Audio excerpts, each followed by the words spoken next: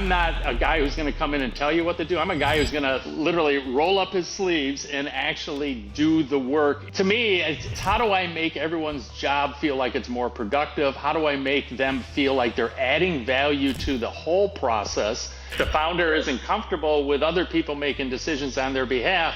He doesn't have the right people. He's got the super smart people that, know the direction of the company and know their technical areas of expertise. He or she should be able to sit back and let them do their magic, and then he works on other things. It's great that work ethic that you describe, that you implement, that you enforce, that has showed measurable, phenomenal results.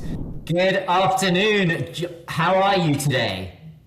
I am perfect. That's a good day, John. I'm very happy to hear that. It's awesome. So, anytime you wake up in the morning, it's a good day. Absolutely. It's a great day when you wake up in the morning. You'll be blessed every single day for waking up to live the next day, for sure. So, John, it's fantastic to have you here on the podcast here today. Most people, as we all know, think of business and think business fails because of bad ideas. But in reality, most businesses fail because execution quietly breaks. And nobody notices until it's too late. So, to the audience, our guest today, Mr. John Matthews, is someone who spent over 2 decades stepping into companies at that exact moment when things are messy, unclear, and usually on fire. John Matthews is the president and CEO of Grey Cat Enterprises. He's been COO, CMO, general manager, interim executive operator across retail, healthcare, technology, food distribution, and B2B, often with full P&L responsibility. He doesn't come in with slide decks. He comes in, he takes the reins, fixes what's broken, and leaves a business materially better than when he found it. So if you're a founder, a CEO, an operator, or an investor trying to scale without losing control, this conversation is for you. John, welcome to the show. Thank you, Dylan. That was quite the intro. So I appreciate that. It's all facts. It's all facts. Yeah, it is. It is, I guess. When you put it down on paper, it is. For sure. So, John, let's start at the beginning. You've lived and you worked in Detroit, Chicago, Denver, Raleigh. How did those different environments shape the way you think about business over the last 2 decades and how you think about leadership? Well, it's interesting. I was born in Michigan. I grew up in Michigan. I lived there for 23 years. And ironically, my first job, my first big job, I had a sales job right out of college, but my first big job was with Little Caesars Pizza. And I thought that was kind of interesting because when I was 15 or 16 years old, I played on a baseball team and we were sponsored by Little Caesars. And so we were called the Little Caesars Mickey Mantle team. And so I played baseball. We had Little Caesars across our jersey, and I thought, wow, this is a pretty cool little organization. I like their pizza, I like this, and then eventually you end up working for them, and you kind of go, wow, I've come full circle with Little Caesars. And then I ended up moving to Chicago, and I really enjoyed living in Chicago. I got a little tired of Michigan, and I ended up working with a big convenience store chain there, and then I worked with Jimmy John's as well. I was their president at Jimmy John's before I launched Grey Cat in 2004. Wow. So, people hear the word consultant and think PowerPoints and they think theory, but that's not how you operate, right? So how do you actually describe what you do when a company comes into you? What does Grey Cat actually do that's different? Dylan, I am so glad you asked that question because that is the biggest hurdle that I have to overcome is someone goes, oh, there's just another consultant or he's just in between jobs or something like that, or he's going to give us a folder that's going to sit on our shelves and collect dust. And I call myself a management consultant, but really I'm an operational consultant. I get asked to fill gaps for companies, either they have a problem with one of their departments and they get rid of their CMO or the COO and they need an interim solution tomorrow, because if they get rid of someone, there's a gap there. You're not going to hire a full-time CMO in a day or two. It's going to take you months, if not upwards of a year. And they need someone who is seasoned that can come in and take the reins and not have someone that you have to hold their hand. And so that's where my experience and being able to do this over and over again and then pull from my corporate experience has enabled me to carve out a niche that I'm not a guy who's going to come in and tell you what to do. I'm a guy who's going to literally roll up his sleeves and actually do the work and kind of put my fingers in the holes in the dike and buy you time until you can come up with a full-time, long-term solution for that personnel.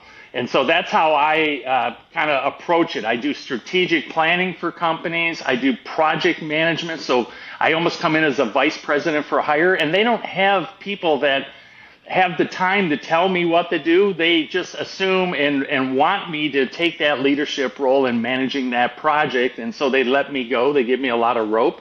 And obviously it's worked. I've been doing this for 20 plus years. So how common is it that people don't even know what the problem is? It's very common. I'm going to give you an exact example that just happened yesterday. So I had my longest running client.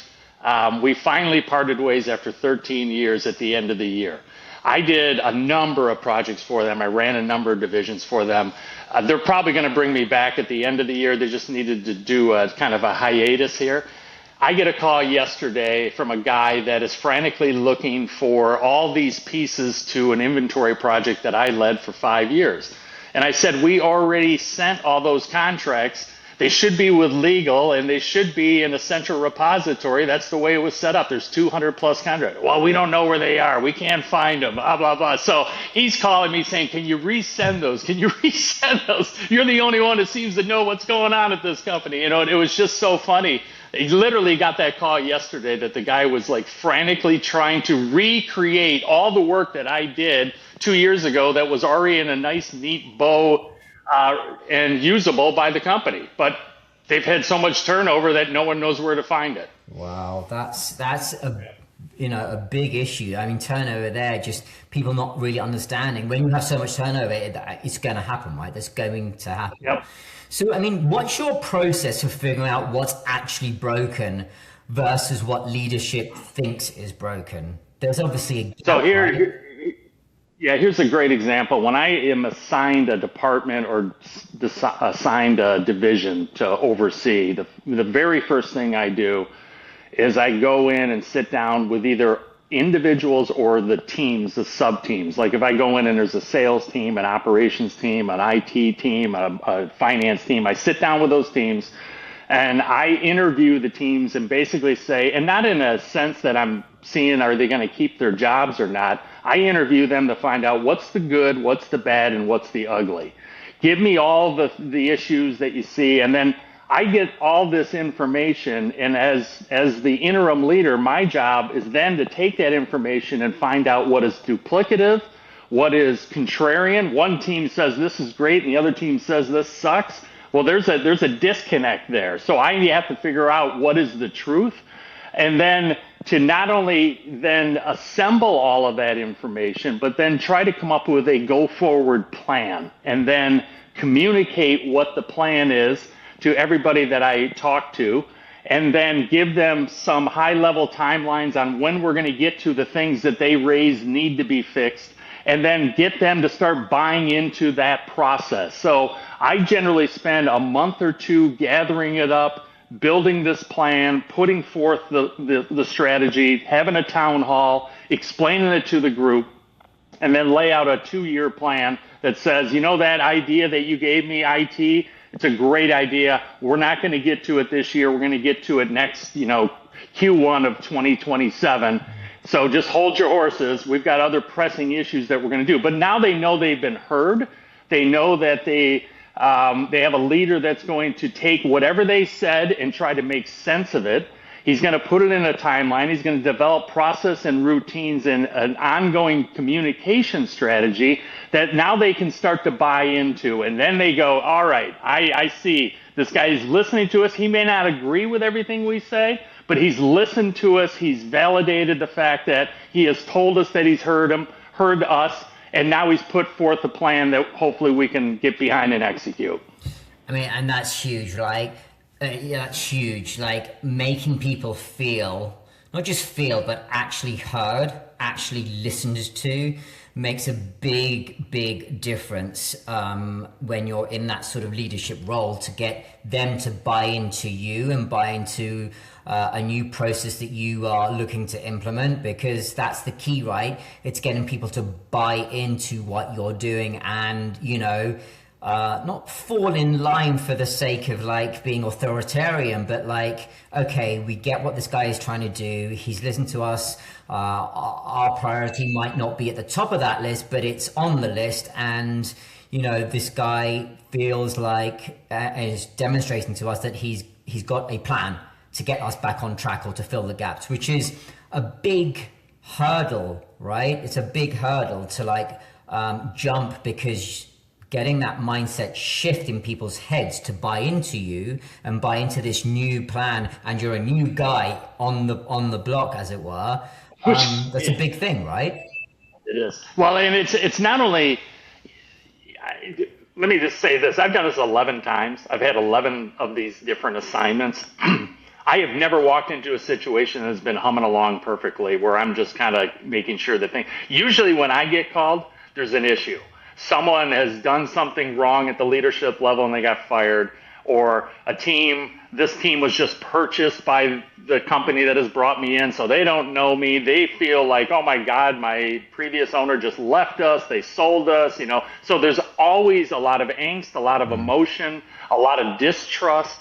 And I've got to not only figure out the financial mechanisms of making this division a success, but I've got to manage through all the emotional stress that is going to be, you know, thrown at me. Like, who are you? Why should we listen to you? You know, in some of these meetings, I mean, I'll have like a 2-hour meeting with the sales team, and the first 30 minutes, I'm just like dodging bullets. You know, they're just like firing stuff at me and everything. And then hopefully by the end of the 2 hours, I've kind of calmed all the nerves. I've listened to everything. I've said enough things that kind of has them kind of going, I think we're going to listen to this guy a little bit more. And that's the process that I have to go through. It's not a glamour role to go in and face those barbs, but I'll tell you, it is a incredibly satisfying role when 6 months later, they're all kind of lining up behind you to be a part of the team. Yeah, and without a doubt, right? So, I mean, when you walk into a failing division, what's one of the first things that you look at?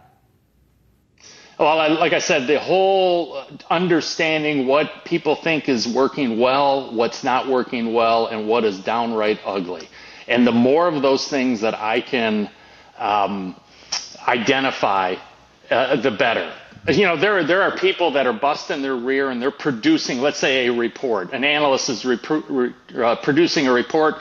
He spends 3 hours a week working on it, and no one reads the report. And so I have to raise my hand saying, okay, who's not reading this report, and why aren't you reading the report? And analysts, if no one's reading your report, why are you doing the report? And then if they can't answer those questions, then I just save that analyst 3 hours, because now he doesn't have to produce a report that nobody reads, and we can redeploy his workload into something a little bit more practical. So the analyst kind of goes, this is awesome, because now I can do other things that people are finding more productive. And the sales team or whoever's supposed to have read that report is going, good, I don't have to fool around with this report that no one reads anyways. And I get asked questions about what's on the report that no one's reading. So to me, it's how do I make everyone's job feel like it's more productive? How do I make them feel like they're adding value to the whole process, and that the receivers of that value that they're giving out there are going, this guy's a keeper. He is really helping me do my job better. So it's the whole next in line philosophy. If I do my job really well and I hand it over to someone else and they can do their job really well, all of a sudden you start that inertia of, wow, everyone is just kind of clicking. It's the whole Kirk Cignetti Indiana Hoosier football team, you know, that just won the national championship in college. He doesn't have any 5 stars. He has a bunch of people that just know their role and they execute it perfectly. And I think that's the key, right? I think you just mentioned you've stepped in as interim COO, CMO, and GM more than 11 times, right? Which is, over your career, which is huge. It's the execution. My question was going to be like, why does an interim leadership work so well in certain situations over something more permanent? And what I'm hearing is it's down to basic execution of the basics, right? It's that, and it's being a hell of a leader, or listener, and a communicator. Right. One example, I remember I ran a Seattle division. That was a good sized division. They were losing money, but I actually ran that on an interim basis for 3 years. And at the end of the 3 years, they were making a heck of a lot of money compared to what they were prior to that. And I remember they were complaining about the previous general manager changed the org chart and the reporting structure and everything like that. And they were all complaining about it. And I said, so if we went back to the old org chart, you guys would all be happy. And they ran out of excuses. And I said, all right. So I assigned a task force within the team. I said, you're responsible for going around and figuring out what is the optimal organizational chart for this 35-person team. And then, so that means you got to bounce it off of all the different departments and make sure it all works well. And then you got to bring it to me, and I'll give it I'll look over it, and then I'll present it to my client. And if they're comfortable with it, we'll make the change. And so they did that, and 3 weeks later they came back with the plan. I tweaked a few things, showed it to my client. She goes, yeah, that probably would work. And matter of fact, if they want a few dollars to rearrange the office furniture, we could probably put a few dollars in there and everything like that. So I presented it back to the group, and I said, you guys wanted this, now you got it. So you had the responsibility of doing it, now you own it. It's not me telling you this is what the org chart is, you guys own it. And from that point on, they took the attitude that we built this, it's ours, we got to make sure it runs well, or else we're going to have to go back to the old way or something. We don't want that. We want it. So they all of a sudden felt like they had, the ability to kind of say, we own this. We've got responsibility to make this work. And I think if you give people that authority and decision-making power, and as long as they're all doing it under one kind of umbrella of where we want to go as an organization, then it really works. You get people excited about their jobs. It's interesting how you flip the script there, right? And you were like, okay, fine. If you don't like this, X, and you want Y again, here you go. Now they feel sort of, oh, it's on us now to make sure this works on the basis, and the penny drops is like, okay, we can't really complain about this now again because we bought it. Which is interesting. I always view those meetings with the individual teams as they only have so many arrows in their quiver that they can fire at me, and then if I diffuse all those arrows, then all of a sudden they're kind of like going, oh, wow, I guess we do own this now because we don't have anything else to complain about. Right, exactly. So you've effectively coached CEOs in real time, especially sort of in the private equity backed businesses. What do fast time CEOs, and there's going to be many people in this audience that we're looking to attract, what do fast time CEOs consistently underestimate about the role? Well, this is where I really lean on my corporate experience. When I was at Little Caesars, we went from 1,300 stores to 5,000 stores in 5 years. Just huge growth. That's almost 2 stores a day that we were opening up. And then when I was at Clark, the big convenience store chain, we went from 800 stores to 1,400 stores in about 2.5 years. And that was all done through acquisition, which is a different growth model than Little Caesars, which was opening up new stores. At Jimmy John's, when I was there, we doubled the size of the company. So 3 examples where I have been exposed to big scaling projects, going from 10 to 100, going from 1,300 to 5,000, whatever it is. What I try to coach CEOs, especially at private equity-backed companies, is they're generally smaller and the PE firm wants them to get bigger in a hurry. is the CEOs that have never had that experience that I had in my corporate days don't know what's around the corner. And so I try to be the eyes around the corner to say, hey, when you go from 10 units to 20 units, these are the issues you're going to have. When you go from 20 to 50, you got a different set of issues. When you go from being in 2 states to 7 states, here are the issues you're going to have. And so my job is, as that consultant, operational coach, or whatever you want to call me, is to help them understand what's around that corner. So when they get to that corner, they're not going, oh my God, it's the boogeyman. I don't know what to do. I don't know what to do. I want them to say, we've got this. We've got a plan. We've already put it in place. And now once we get around that corner, we're going to be okay. And that's what my role is to help them see around the corner, both from a marketing perspective, a distribution perspective, an operational perspective, an HR perspective, a procedural perspective. All of those things get changed the larger you get or the bigger your footprint gets with your growth. And so at what point should a founder admit that they need operational help? That's a good question, because it's hard for a founder to release those reins. They've always been the founder. And so it takes a very unique founder to say, you know what, I've done what I can do here. It would be great to kind of bring in some sort of expert and share some of the excitement of the growth with them to allow them to make sure that we're headed to the right place. So it really is very founder dependent. If you get the guy that's okay and they're secure in themselves and they want to grow for the sake of growing, as opposed to I want to grow to feed my ego, there is two different types of founders out there, and I've worked for both types. So I know it firsthand. In my corporate days, I worked for a founding family that was all about growth for the company's sake. And then I worked for a founder that was all about growth for the ego's sake. Wow. Yep. Wow. And presumably the former was more productive. Yes. And successful, right? Yeah. Yes. Funny how that works out. Yep. So, I mean, what do you feel, or what have you seen is sort of the hardest transition for founders going then from doing to leading? That's another great question, Dylan.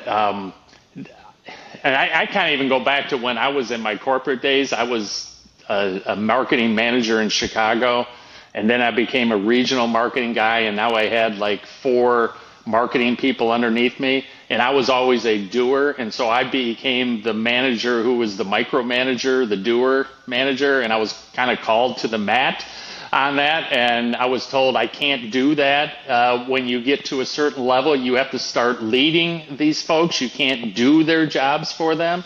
And so as a founder, at some point they got to say, I used to go to my dozen stores every day, and that's who I am, and I'm a hands-on founder. At some point, you got to go, I need someone else to go to my stores every day, because I need to figure out how I'm going to go from a dozen stores to 3 dozen stores. And that, at some point, there's a kind of a physical limitation to what they can do. They can't get to 20 stores a day if they have 20. And if they want to get to 20 stores, in their growth plans, they have to rely on someone else to do what they used to do, and they have to focus more on the strategic direction of the company. And so then becomes another issue or problem is hiring the right people, right? Absolutely. And I just, matter of fact, did a podcast a couple of weeks ago and I just wrote an article on it as well. The importance of hiring the smartest people you can on your team. Because the smarter your team is, the smarter you're going to be, because they're doing the work that they've been hired to do, and you're allowed the freedom of doing the work that no one else should be doing except for the founder, and that is kind of the vision of the company. And so I learned this when I was at Clark. I went in as a marketing guy, and then like 3 or 4 years later, I was leading 5 different divisions for them, including things that I didn't have a clue about, like facilities management and real estate and stuff like that. The only way I survived unlike my Little Caesars day where I was trying to be a micromanager, the only way I survived at Clark was I hired the smartest real estate person I could, the smartest environmental person, the smartest construction guys, smart facilities guy, and I let them do their jobs. My job was to kind of help them navigate through the administrative bureaucracy at the company, and my job was to make sure that the facilities guys knew what the real estate guys were doing, and the marketing people and the merchandising people and all those guys. And I became less of a technical expert and more of a broad-based administrator. And that's when I realized that, man, if I had super smart people in all of those execution roles, then it makes my job a lot easier because I can spend my time thinking about the strategic direction that my teams are headed and the company. Wow. So I mean, there's a lot to sort of like take in there for people. You got to have a founder that's mature and understands and gets the process with respect to almost taking themselves out of their own business, which is out of their own way rather, because they become the bottleneck if they don't, right? And that's, sometimes a difficult one for people to get their head around. Like, you need to get out your own way. You are your own bottleneck. And that's, you don't want to have a founder that has to be involved in every decision, or the whole thing just grinds to a halt. Yeah. Yeah. And if the founder isn't comfortable with other people making decisions on their behalf, he doesn't have the right people. Right. If he's got the super smart people that know the direction of the company and know their technical areas of expertise, he or she should be able to sit back and let them do their magic. And then he works on other things.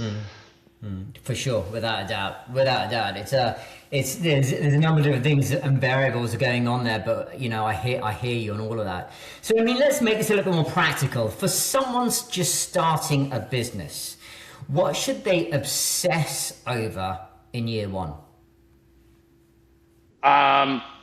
Probably, and I just again did another podcast on this.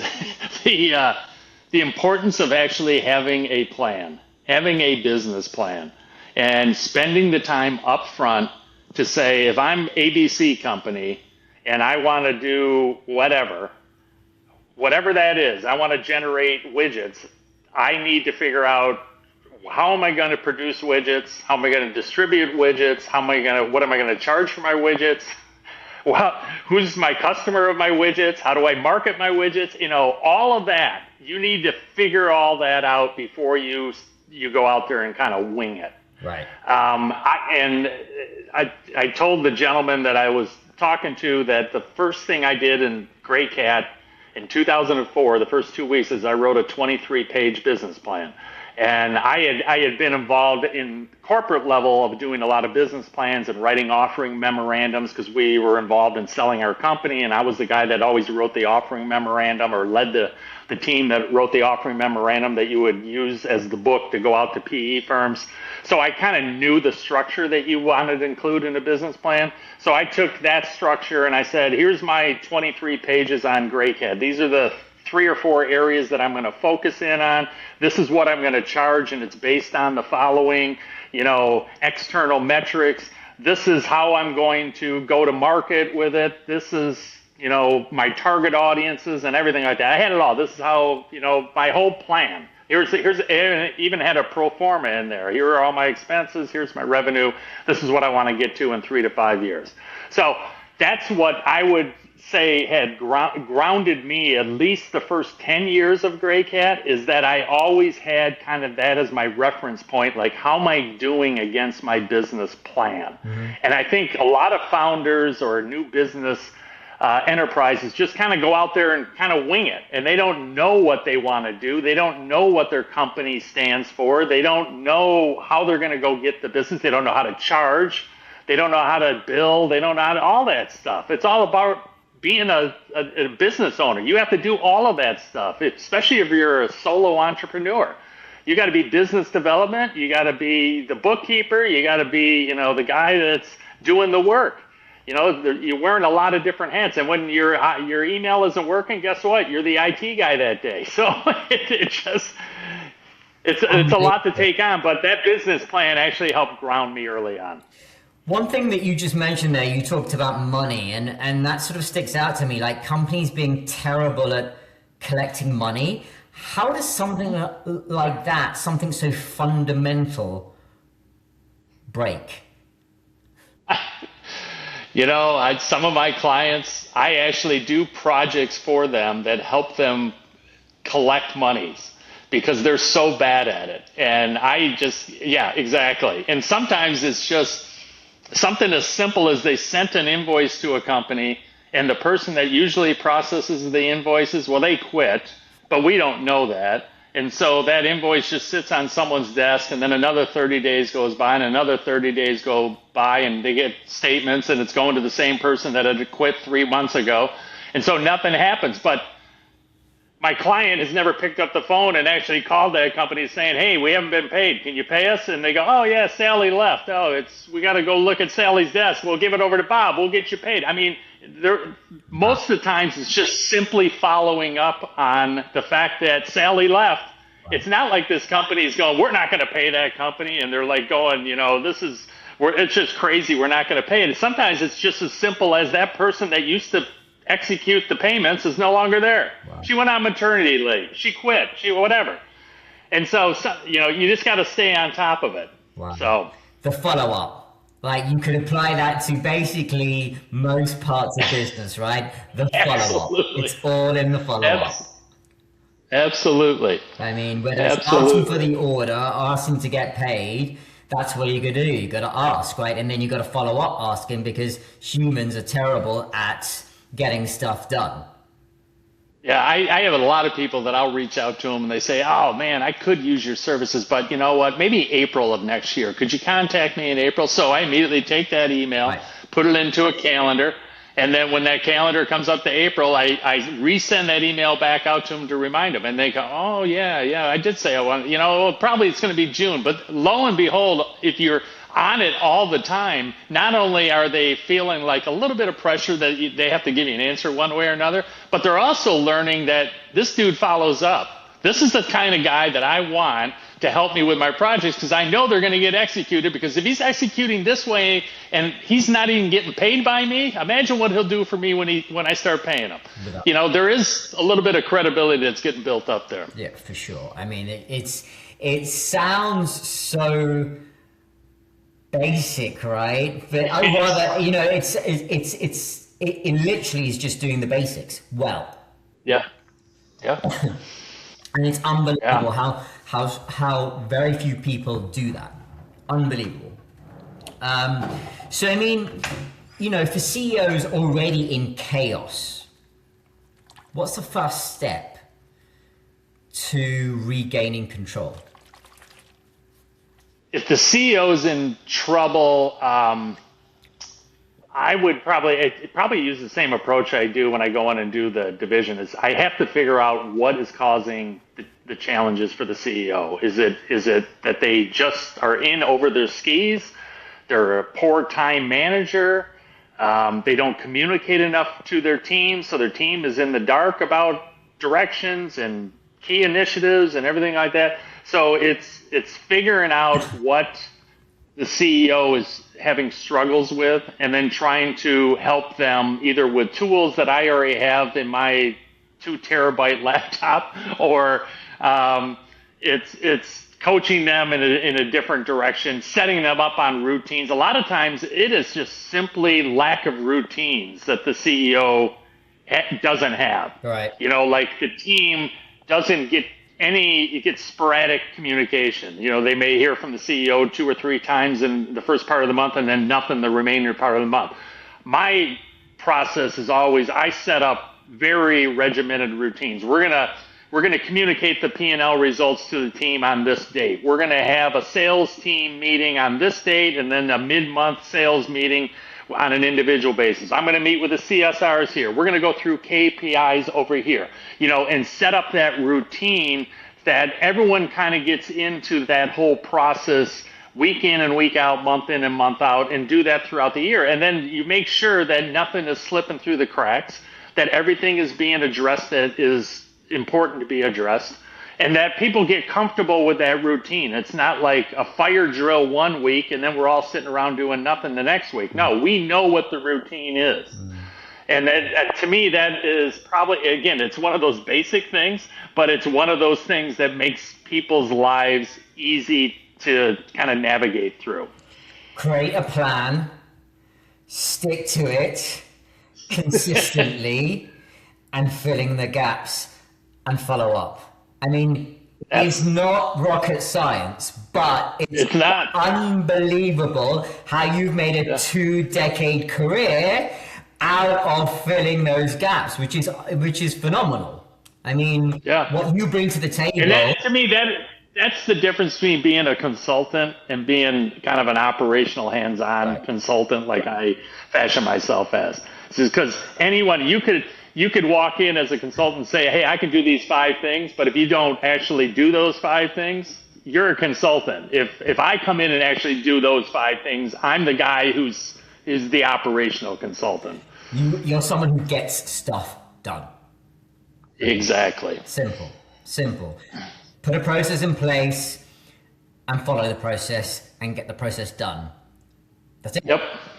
That's it, right? I mean, and it's great that work ethic that you describe, that you implement, that you enforce, that has showed measurable, phenomenal results is something that you outline, because I think that is absolutely key for people coming up the ranks, people starting.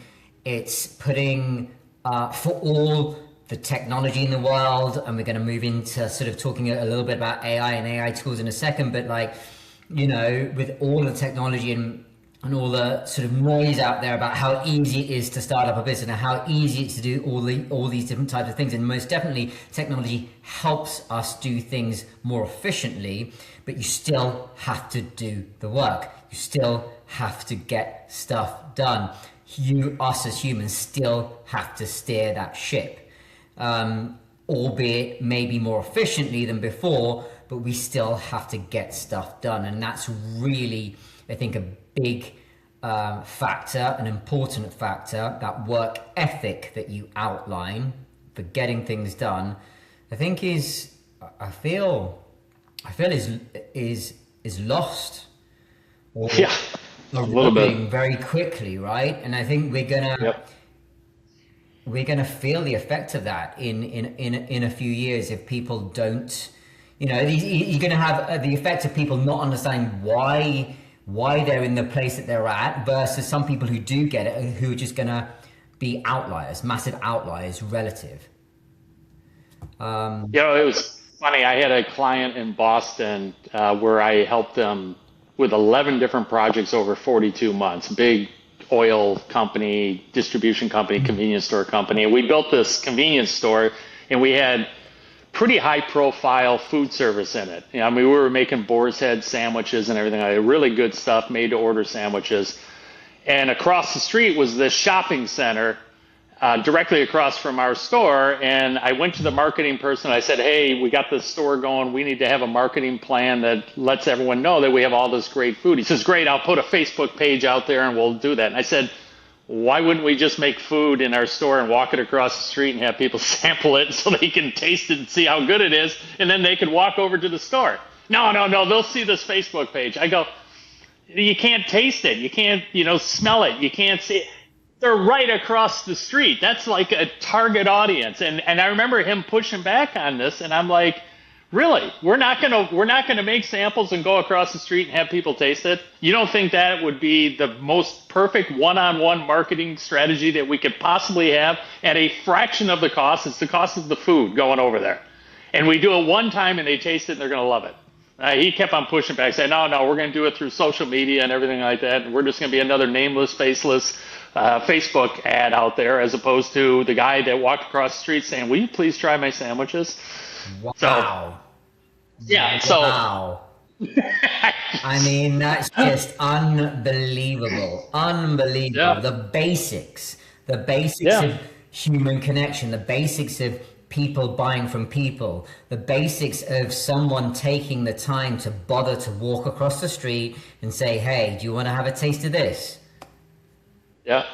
So that is what I think sometimes is getting lost. Yeah.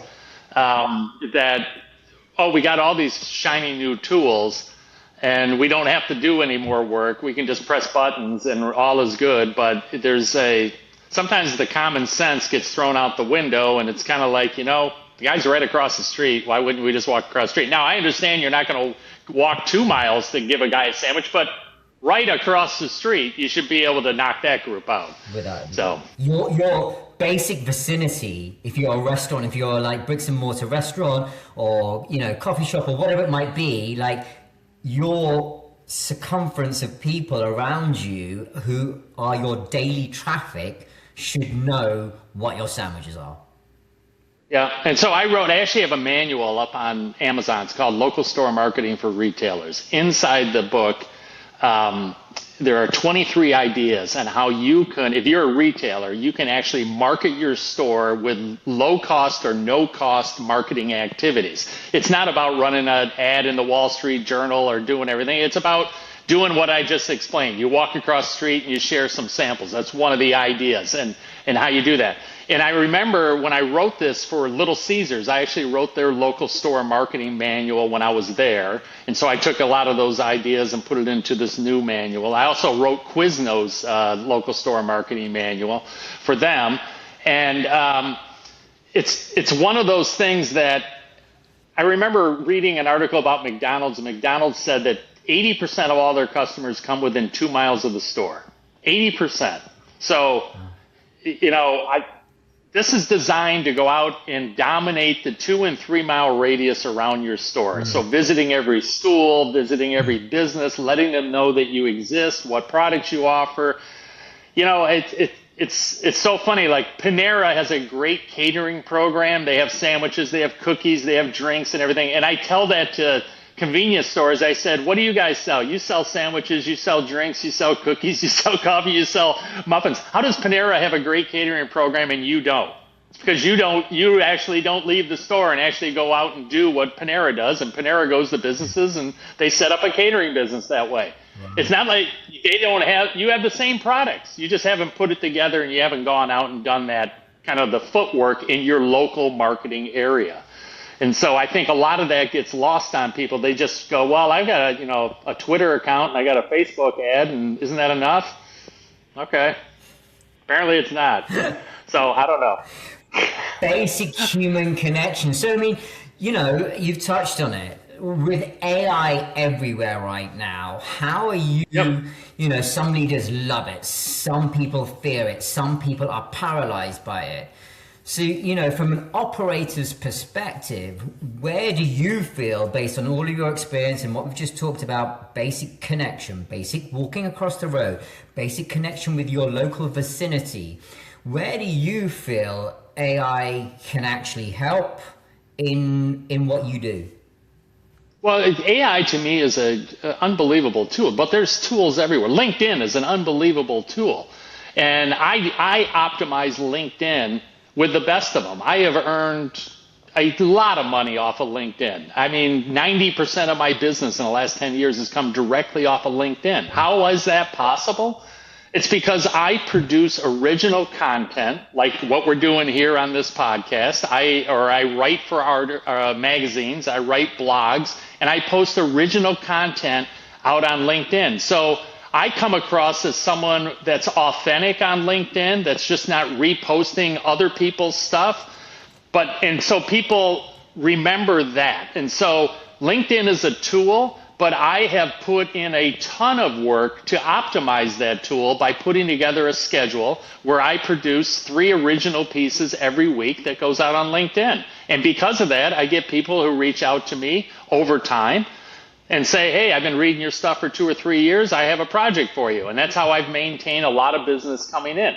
So AI to me is another fantastic tool. If I want to know information about an industry, man, 10 years ago, it was a pain in the ass to get all that data. Now I can just ask Google AI or ask an AI agent, hey, give me all the convenience stores in Alabama, and it'll give me an Excel spreadsheet, which is unbelievable. It saves me a ton of time.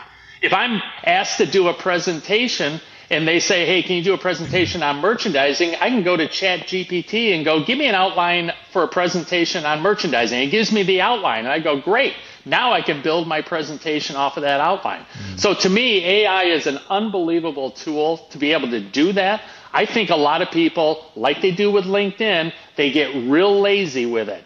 The LinkedIn, they post other people's stuff. It's doing nothing for their brand. AI, they go, oh, I got this person's email address. I think I'm going to bombard them with 15 emails talking about the same old stuff. And I read them. I go, this is clearly AI generated. I have no interest in this person. There's no authenticity to this email whatsoever. And I'm not going to tell you the guy's name, but there's a buddy of mine that I haven't talked to probably in 3 or 4 years. All of a sudden, I got in his funnel and I got his AI messages for like 3 weeks in a row. And I'm like, dude, I haven't talked to you in three years, and now I've received 15 different emails from you. And I'm like, this is not authentic. I'm in someone's funnel. Right. And so it's pretty easy to see. And so I think that pushes people off saying, hey, I'm not interested. I want authentic communication with me, and if I have to use AI as a tool to do that, or use LinkedIn as a tool to do that, that's okay. But when you just generate stuff just because that's how I'm going to market, I'm just going to press a button, I think it will fall flat. 100%. I mean, yeah, it's clearly working incredibly well for you. You've got 9,500 followers on LinkedIn just alone, right? So I mean, I think you hit the nail on the head. It's about using technology, using AI to empower, amplify the authenticity of what your message is and what you stand for and how you operate. That is what makes it stand out versus the slop that is out there. And to be clear, I'm a very big advocate of AI, but nothing replaces the human experience. Yep. Absolutely. And here's the downfall is, I'm trying to set up some meetings in Charlotte, North Carolina, which is about 2.5 hours away. So it's a day trip for me, or it's a stay over. So I want to make sure I have meetings set up. And I sent, I don't know, a dozen or so custom emails to my colleagues that I am connected to on LinkedIn, trying to set up these meetings. And I guarantee you, I haven't received a single response. I guarantee you, I'm one of 40 emails they got that day, 39 of which are probably AI generated that are just a bunch of crap, and mine got thrown into the crap as well. And that's, unfortunately, you get and I'm the same way. I get bombarded with just messaging, and all of it is just, you can just tell that this isn't a real person writing this. And then someone who actually does take the time to write something, unfortunately, you're in that mode of delete, and that person's email gets deleted as well. And so you kind of get caught up in that. Yeah. And it's unfortunate. Yeah, well, it will at some point, hopefully, I don't know how that corrects, but it makes it actually even harder to stand out when there's so much noise out there, right? But I think what you said about posting authentically, from what you think, from what you're thinking, from your stance, from what your experience has been, that's how you stand out, and that's how you'll people like you and how you operate will stand the test of time. So as we sort of come to wrap up here, looking over your 20 years of fixing businesses, what's a lesson you wish more leaders learned earlier? Give up the reins. Don't think you know everything. Don't be a micromanager. I think there are some very talented assets that are available to leaders. And if they were to go, you know what, I could spend the next year wallowing over this issue, or I could just outsource it to somebody and they could actually nail it. Now, here's the challenge. There's also a lot of people that wouldn't nail it. And so that's probably the hesitation by the CEO of not doing that. But if they knew that they could go, I could spend a year trying to sort through this and I'm not even going to sort through it, or I could outsource it to this guy and pay this guy X and it'll be done in 3 weeks. Awesome. We should do that. And I'm okay with that as a leader, because now I can move on to the next issue that pops up and I could do the same thing with a different person and have that taken care of. That takes a different type of leader. That's a leader that is okay in their own skin.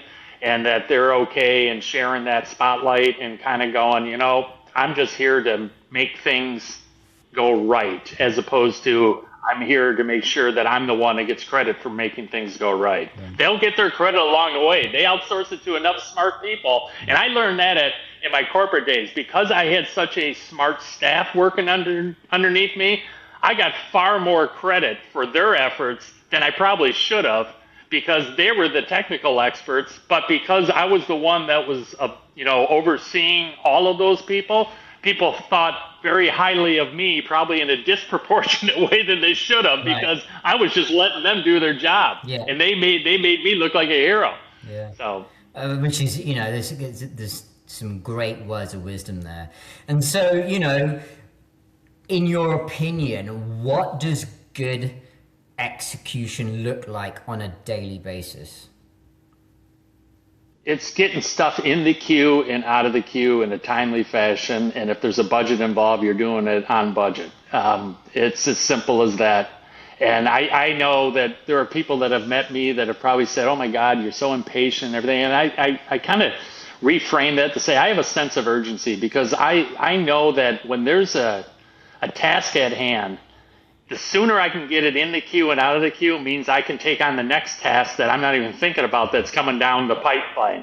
And so I can stay ahead of it. And that's why I become very operationally excellent or operationally efficient, is that I'm quick to get stuff in the queue and out of the queue, in the queue, out of the queue. And it just keeps on coming. And I just keep on getting it through. And at the end of the week, end of the month, you kind of go, holy cow, did I knock out a whole bunch of stuff? It's because I have that sense of urgency to get things done and to get it done now. So getting things done. Key. Absolutely key.